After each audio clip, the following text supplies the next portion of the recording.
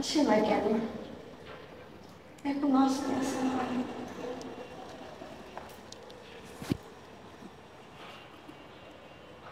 এখন আসে না কেন?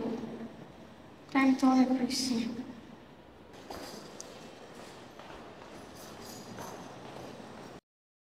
আইসি।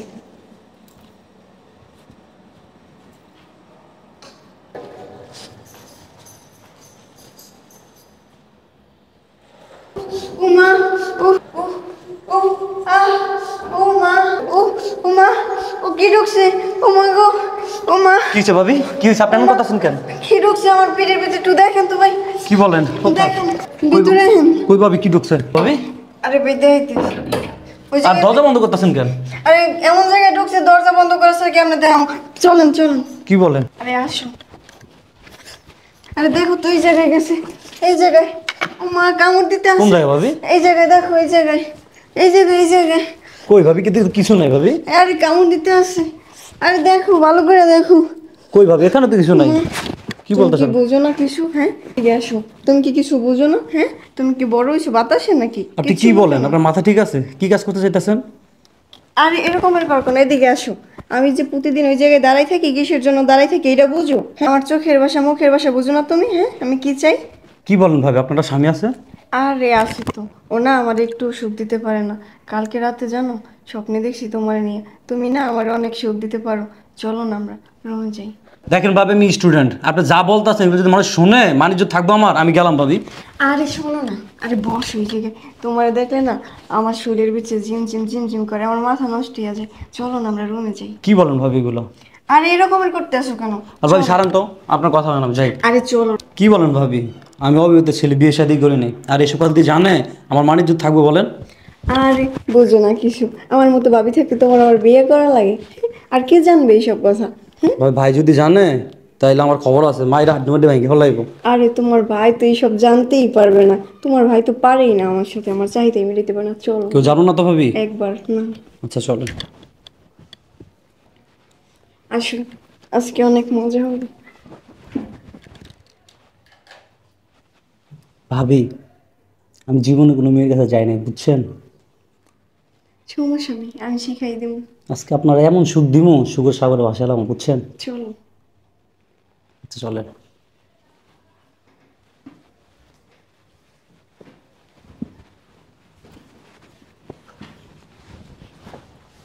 ওহ আজকে অনেক মজা পাইতে আছি। হুম, বললাম না ভাবি, আপনি সুখের সাগরে বাসাই দিমু। কেমন লাগে? ভালো লাগে না? তাহলে আজকে জানো সুখের সাগর বাসাই দিই আপনারা, হ্যাঁ? জানো আমার জামাই আমার এরকম সুখ দিতে পারে না। তার জন্যই তো আমি তোমার পছন্দ করি। ঠিক আছে ভাবি, আপনার জামা সুখটা আমি দিয়ে দিই।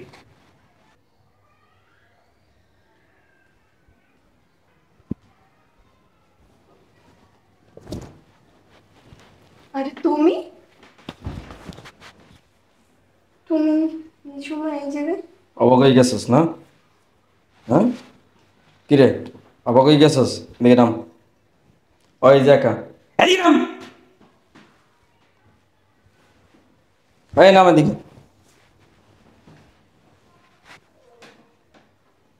ওই এনিকা তুই এই যা কি লিখে? ভাই আমার কোনো দোষ নাই, সব ভাবির দোষ। ভাবি আমার জোর করে আনছে। কিরে আর মেসে বন্ধ হইতে আছে। কথা কইতেছে? ওই আমার বেডরুমে কেন? হ্যাঁ, কিরে ওর ফ্ল্যাট হয়েছে আমার উপরের তলায়, ওইখানে কেন? কথা কস না কেন? ওর লাগে তোর কি সম্পর্ক? হ্যাঁ, কোনো সম্পর্ক নেই। তো সম্পর্ক যদি না থাকে, ও থাকে হলো উপরের তলায়, আমি থাকি নিচতলা, তো ও কিভাবে আমার ফ্ল্যাটে আসে? ও এখানে থাকবে কেন? আমার বেডরুমে কি করে? কবি না তুই না? হ্যাঁ, তোর বাসা হয়েছে উপরের তলা, তুই কি করস? কত কথা কি লেখা, তুই কি করস? হ্যাঁ, আমার কি দোষ? সব তো আপনার বইয়ের দোষ।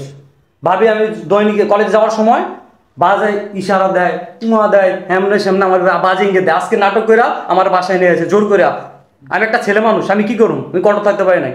আর সবচেয়ে বড় কথা হয়েছে, আপনি পারেন না ভাবি চাহিদা মেটাতে, সুখ দিতে পারেন না। তো দোষ কি? ভাবি তার জন্য আমার জোর করে নিয়ে এসে আমার বাসা চাইনি।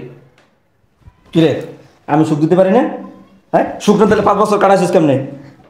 কিরে এই 4-5টা বছর কেমনে কাটাইছিস? তাহলে আমার অবসরে তো এইগুলো করে বেড়াস। তুই আমার বাসায় থাকস, তুই থাকে তুই উপরে তলা বলা লাগে, ও একটা আবিরটা বলা কলেজে পড়ে, তলায় নষ্ট কিছু কি করস কি লিগা? কিরে, আর আমি তোর সুখ দিতে পারি না? আমি তোর সুখ দিতে পারি না? আবিরটা বলা তোর সুখ দিতে পারে নাকি? হ্যাঁ, দাঁড়া তোর দেখতেছি আমি। আর তোরে তোর বাপেরে পাইলাম আমি ফোটেনতে বা কিনতে বয়নি। এই তোর কোনো কিছু কমতি রাখছিলাম? তোর কাপড় চুপড় সোনা গয়না টাকা পয়সা খাওয়ান দাওয়ান কোন দিকে কমতি রাখছি? তুই আমার অগোচরে তুই এগুলো কেন করে বেড়াস? কিরে কথা কস টাকা? হ্যাঁ, তোর কোনদিন কমতি রাখছি আমি? তুই আমার অগোচরে তুই এই আবিরটা পড়া লাগে স্টুডেন্ট একটা সেরা, ও প্রতিদিন যায়, তুই এর হাই হ্যালো দেস, আর তুই এসে ছলে বলে কৌশল তুই বাসায় ঢুকেছিস। হ্যাঁ, তুই আমার মান সম্মান সব দুলিশা করতেছিস। এই যে মানুষ শুনে যে আমার বউ এরকম উপরেতলা পোলা লাগে, স্টুডেন্টের পোলা লাগে, হ্যাঁ আকাম করে বেড়ায়। হ্যাঁ, আর তুই কি করছ? আমি পারি না। তোর এত চাহিদা, কত লাগে তোর? তোর কত লাগে? কত লাগে? হ্যাঁ, হ, আমার লাগে, আমার প্রতিদিন 2-3 বার লাগে, যা তুমি পারো না, তার জন্য আমি পোলা লাগে রুমে আসছি। ও মানে আমি আমি তোর পোষাই দিয়া পারি না, তোর প্রতিদিন লাগে। তোর এত লাগা লাগে তোর, তোর আল্লাহর 30টা দিন মানে 3-4 বার করে লাগবে তোর। তোর এত গাড়া বড় তোর।